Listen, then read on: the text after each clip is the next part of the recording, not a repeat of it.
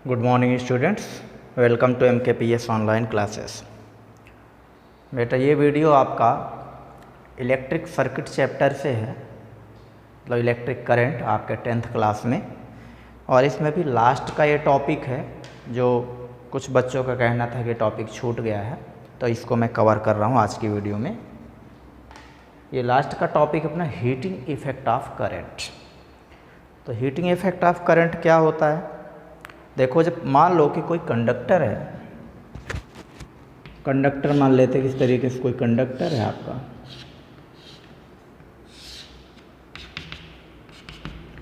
और जब आप इस कंडक्टर के अक्रॉस PD अप्लाई करते हो, potential difference,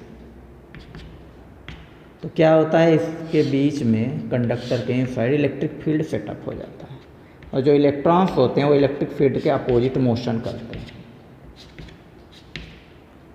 flow of electron means flow of charge, क्योंकि इलेक्ट्रॉन में चार्ज होता है, तो flow of electron means flow of charge. और जब ये चार्ज फ्लो होता है, जब ही हमको करंट मिलता है कंडक्टर में, तो इन शॉर्ट हमें करंट मिलता है। बट इस दौरान ये जो इलेक्ट्रॉन्स फ्लो होते हैं, ये इलेक्ट्रॉन्स आपस में कोलाइड होते हुए आगे बढ़ते हैं। ऐसा नहीं कि सीधे चलते चले जाते, टकराते नहीं हैं।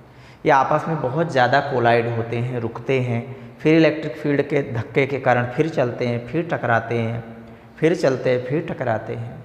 तो उनकी बार बार काइनेटिक एनर्जी कोलिजन के कारण हीट एनर्जी में कन्वर्ट होती है। अब ये कोलिजन के कारण काइनेटिक एनर्जी जो है ये मिली कहाँ से है? ये आपकी बैटरी या जो भी पावर सोर्स है, ये उसकी अपनी एनर्जी है जो इलेक्ट्रॉन को काइनेटिक एनर्जी के फॉर्म में मिल रही है और अल्टीमेटली हीट एनर्जी के फॉर्म में अपीयर हो रही है। तो कहीं ना कहीं वेस्ट ऑफ एनर्जी हो रहा है, इलेक्ट्रिक एनर्जी वेस्ट हो रही है। किस फॉर्म में वेस्ट हो रही? हीट एनर्जी के फॉर्म में वेस्ट हो रही है। आप कोई भी इलेक्ट्रिक इक्विपमेंट देख लो, अगर आप उसको थोड़ी देर रन करते हैं तो आफ्टर सम टाइम आप देखोगे वो गर्म हो जाता है। जैसे पंखा आप चलाओगे, आधे घंटे बाद टच करके देखोगे पंखे को, गर्म मिलेगा। बल्ब तो खैर गर्म हो ही जाता है जल्दी। हीटर देख लो, टेलीविज़न देख लो, आप आयरन देख लो, जो प्रेस करते हैं उसको देख लो आप। यानी बहुत सारे इक्विपमेंट्स हैं जिनका कि एप्लीकेशन ही हीटिंग इफेक्ट पर है। जैसे हीटर सीधा सीधा हीटिंग इफेक्ट पर बेस्ड है। और क्या बेस्ड है? आयरन, आप आयरन करते हैं वो भी हीटिंग इफेक्ट पर बेस्ड है। बहुत सारी ऐसी फर्नेस होती हैं जो कि करंट पास करके और हीट जनरेट की जाती है, वो भी हीटिंग इफेक्ट पर हैं। बट कुछ जगह हम नहीं चाहते कि हीट जनरेट हो। जैसे फ़ैन है, आप नहीं चाहते कि फ़ैन गर्म हो, आप नहीं चाहते कि टीवी गर्म हो, नहीं चाहते रेफ्रिजरेटर गर्म हो, नहीं चाहते मोटर गर्म हो, फिर भी ये गर्म होते हैं और यहाँ हीट एनर्जी के रूप में आपकी इलेक्ट्रिक एनर्जी वेस्ट होती है। ठीक, तो कितनी इलेक्ट्रिक एनर्जी वेस्ट होती है, कितना बिल आएगा आपका, वो कैलकुलेट करने के लिए हम यहाँ पे कुछ फार्मूला डिराइव करते हैं। कैसे पता पड़ेगा आपको फार्मूला? तो मान लेते हैं कि आपने V वोल्ट अप्लाई किया और इसमें करंट है I। इसमें करंट कितना है आपका? I है। Q चार्ज इसमें फ्लो होता है, तो Q चार्ज फ्लो कराने के लिए आपने V वोल्ट अप्लाई किया, तो जो भी वर्क किया जाएगा वो बैटरी के पोटेंशियल डिफरेंस से होगा।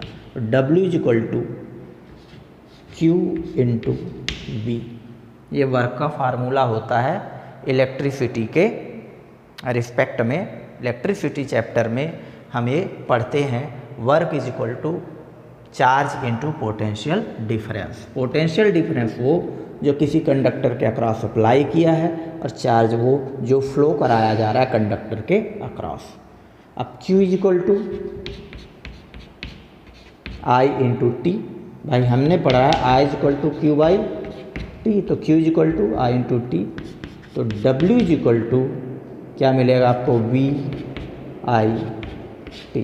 ये और यही जो वर्क है, यही हीट के फॉर्म में कंज्यूम हो रहा है।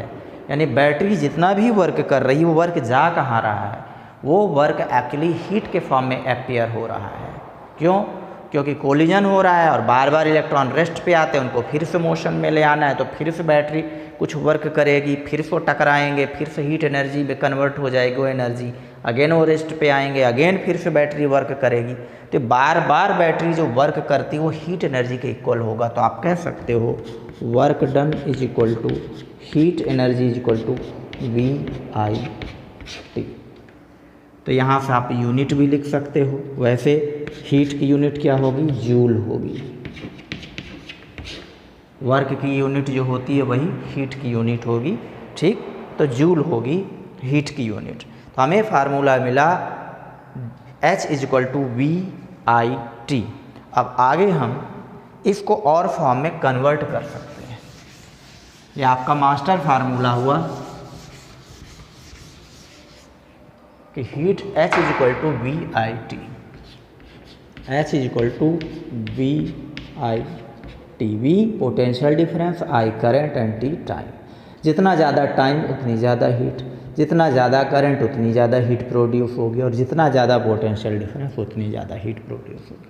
अब आपको फार्मूला एक पता है, I को आप डिसअपियर कर दो।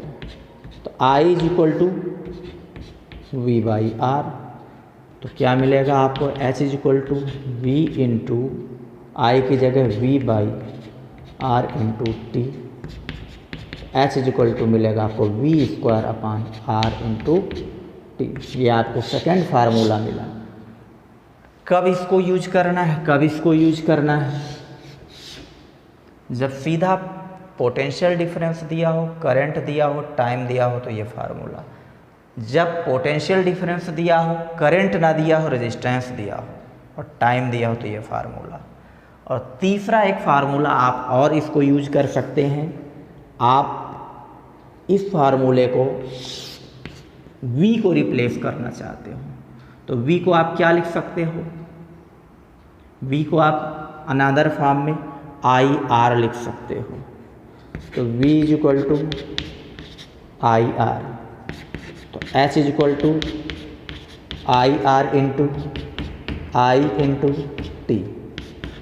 H इज इक्वल टू मिलेगा I² इंटू T। ये आपको थर्ड फार्मूला मिला। तो इस फार्मूले को कब यूज करना है, इस फार्मूले को तब यूज करना है जब करंट दिया हो, रेजिस्टेंस दिया हो एंड टाइम दिया हो। जब वोल्टेज दिया हो, करंट दिया हो, टाइम, तब ये वोल्टेज रेजिस्टेंस टाइम हो तब ये, करंट रेजिस्टेंस टाइम दिया हो तब ये यूज करना है। इस तरीके से आप कैलकुलेट कर सकते हो कितनी हीट प्रोड्यूस होगी। अब इसी फार्मूले से आप पावर का फार्मूला डिराइव कर सकते हैं। पावर क्या होती है, रेट ऑफ डूइंग वर्क, यानी कितनी स्पीड से आप वर्क कर रहे हैं, वो होती है पावर। आप इलेक्ट्रिसिटी में पावर क्या हो जाएगी, इलेक्ट्रिसिटी में कितनी स्पीड से हीट जनरेट हो रही है, वो पावर कहलाएगी उस इक्विपमेंट का। कोई हीटर है वो पर सेकंड ज़्यादा हीट जनरेट कर रहा है तो आप कहोगे ज़्यादा पावर है। कोई हीटर है कम हीट जनरेट कर रहा है पर सेकंड, आप कहे कम पावर है। बल्ब के केस में हीट के साथ साथ में लाइट भी एमिट होती है, तो पर सेकंड ज़्यादा लाइट एमिट हो रही तो ज़्यादा पावर है, और पर सेकंड कम लाइट एमिट हो रही तो कम पावर है। यानी उसकी चमक से आप बता सकते हो कि पावर ज़्यादा है कि कम है। पर सेकंड कितनी एनर्जी बाहर जा रही है, चाहे वो हीट के फॉर्म में हो, चाहे वो एनर्जी आपके साउंड के फॉर्म में हो, चाहे वो एनर्जी आपके वाइब्रेशन के फॉर्म में हो, चाहे वो एनर्जी आपके लाइट के फॉर्म में हो, पर सेकंड जितनी एनर्जी बाहर रेडिएट होगी इक्विपमेंट से वही उसकी पावर हो जाएगी। तो power P is equal to, general formula होता है रेट ऑफ डूइंग वर्क, मतलब वर्क अपॉन टाइम, बट यहाँ पे हम क्या यूज करेंगे, H/T। यूनिट क्या आ जाएगी, जूल पर सेकंड आएगी। क्या आएगी यूनिट, जूल पर सेकंड पावर की आएगी, बट वैसे वाट होती है, ठीक है। स्टैंडर्ड यूनिट हम वाट लिखते हैं, वाट। अब यहाँ पे आप तीनों फार्मूले रख के पावर के 3 फार्मूले बना लोगे। पहला पावर का फार्मूला आपने पढ़ा था VIT, हीट का फार्मूला था, अपॉन T। क्या मिलेगा आपको, V इंटू I। दूसरा फार्मूला आपका था H का, V² upon R into T divided by T। तो T कैंसिल, तो आपको मिलेगा V² अपॉन R। और थर्ड फार्मूला आपका क्या मिला था, हीट का, हीट का फार्मूला था I स्क्वायर RT और divided by T, P is equal to I square R। इस तरीके से आपको 3 फार्मूले वही मिल गए, बस टाइम नहीं है इसमें। उस फार्मूले में टाइम था, इसमें टाइम नहीं है पावर में। वहाँ था V स्क्वायर VIT, यहाँ है VI। वहाँ था V square upon R into T, यहाँ है V स्क्वायर अपान R।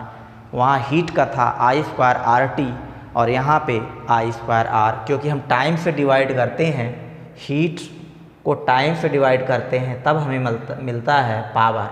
और पावर क्या हो गई? रेट ऑफ एनर्जी कंजम्पशन, यानी कि पर सेकंड कितनी एनर्जी, कितनी हीट प्रोड्यूस हो रही है किसी भी इक्विपमेंट से, वही उसकी पावर हो जाती है। जब जैसी वैल्यू दी हुई हो हम वैसा फार्मूला यूज कर लेते हैं। पावर की यूनिट क्या है? वाट है पावर की यूनिट, ठीक है। अब वाट एक छोटी यूनिट है, इसलिए बड़े लेवल पर क्योंकि ज़्यादा एनर्जी रिलीज होती है यूजुअली, तो हम किलोवाट मेगावाट यूज करते हैं। तो किलोवाट का मतलब क्या हुआ? 1 किलोवाट।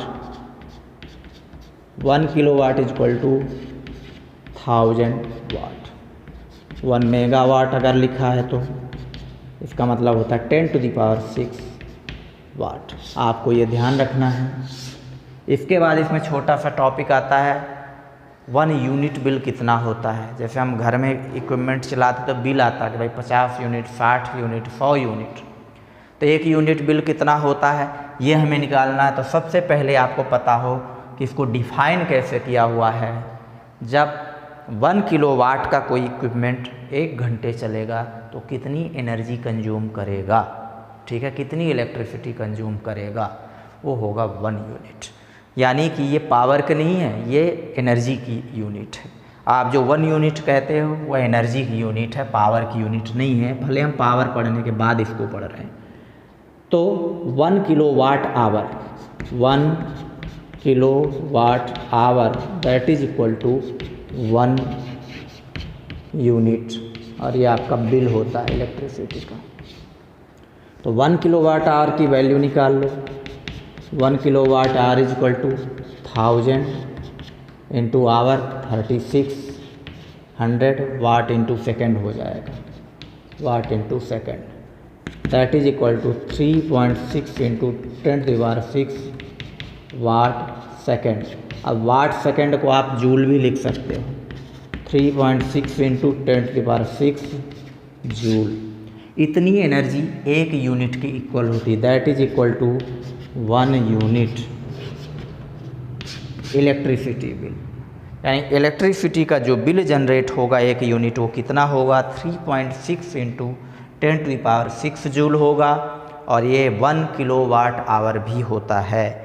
इसका सीधा मतलब है 1 किलोवाट का कोई इक्विपमेंट 1 घंटा चलाओगे तो 1 यूनिट बिल बनेगा। यानी 1000 वाट का हीटर अगर आप 1 घंटा रन करोगे 1 यूनिट बिल बनेगा, 10 घंटा रन करोगे 10 यूनिट बिल बनेगा। इस तरीके से आप अपने घर में कौन से इक्विपमेंट कितने वाट का है और कितना आप रन करते हो, बिजली का बिल आप कैलकुलेट कर सकते हैं। अब इसी में एक छोटा सा टॉपिक है आपका हीटिंग इफ़ेक्ट पर बेस्ड इक्विपमेंट हो, तो हमने चर्चा कर ली। जैसे आपकी प्रेस हुई है ना, जिसको आप आयरन भी कहते हो, और क्या हुआ, हीटर हुआ, ट्यूबलाइट, बल्ब, ये सब हीटिंग इफ़ेक्ट पर हैं। बल्ब में हीट भी जनरेट होती है और कुछ एनर्जी, इलेक्ट्रिक एनर्जी लाइट के फॉर्म में अपीयर होती है, तो वो भी हीटिंग इफ़ेक्ट पर ही। बहुत सारे ऐसे हैं, कुछ फर्नेस होती हैं जहाँ पे इलेक्ट्रिसिटी से चीज़ों को पिघलाते हैं, ठीक है, तो ऐसे फर्नेस हो गई। तो हीटिंग इफ़ेक्ट पर बहुत सारे इक्विपमेंट हैं। अब एक छोटा सा टॉपिक इसमें आता है फ्यूज का। फ्यूज क्या होता है? एक डिवाइस होती है फ्यूज, जिसका मेल्टिंग पॉइंट कम होता है, ठीक, और रेजिस्टेंस उसका थोड़ा ज़्यादा होता है, नहीं, रिलेटिवली हायर रेजिस्टेंस होता है इसका, मेल्टिंग पॉइंट कम होता है। कहाँ काम आता है ये आपका? जहाँ पे आपका मेन पावर सोर्स होता है, जहाँ ग्रिड होती है, वहाँ पे इसको लगा दिया जाता है, ठीक है। और उस जगह से अगर कभी करंट ज़्यादा हो जाता है, जब करंट ज़्यादा होगा तो हीट ज़्यादा जनरेट होगी। आपने पढ़ा है formula H is equal to I square R into T. Current जब बढ़ जाएगा, रजिस्टेंस उसका ज़्यादा है तो हीट ज़्यादा जनरेट होगी, और मैंने कहा मेल्टिंग पॉइंट उसका कम होता है तो उसका मेल्टिंग पॉइंट कम रखेंगे तो पिघल जाएगा और आपके घर के इक्विपमेंट जो होंगे वो बच जाएंगे डैमेज होने से। क्योंकि अगर ज़्यादा करंट आ गया आपके रेफ्रिजरेटर में तो रेफ्रिजरेटर डैमेज होगा। उतना करंट ना आए तो सबसे पहले वो फ्यूज के रास्ते करंट इंटर करेगा आपके घर में, और जब फ्यूज से इंटर करेगा ज़्यादा अमाउंट में करंट तो फ्यूज पहले पिघल जाएगा, मेल्ट हो जाएगा और सर्किट क्लोज हो जाएगा। यानी सर्किट आपका मतलब ओपन हो जाएगा, क्लोज मतलब कि स्टार्ट होना, ओपन यानी कि बंद होना। तो इस तरीके से आप देखेंगे कि करंट नहीं पहुंचेगा और आपके इक्विपमेंट सेफ रहेंगे। तो फ्यूज क्या होता है? High resistance and lower melting point का एक डिवाइस होता है। किससे बना होता है ये? कॉपर, जिंक, एल्युमिनियम, सिल्वर, इनके अलॉयज से इसको बनाया जाता है। अकेले नहीं, ये सबको मिला के अलॉय बनाया जाता है।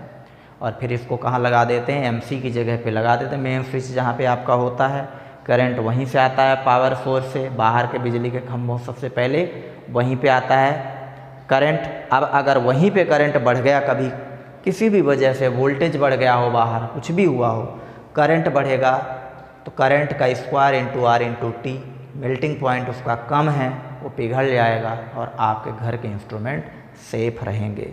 कितने एम्पियर के होते हैं fuse? 1 ampere, 2 ampere, 3 ampere, 5 ampere and 10 ampere. घर में 10 एम्पियर से ज़्यादा करंट सप्लाई नहीं होती इंडिया में।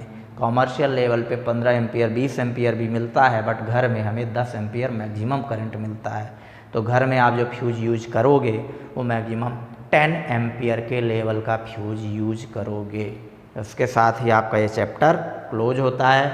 कोई डाउट रह जाएगा वो हम बाद की क्लासेस में फिर क्लियर करेंगे। Thank you.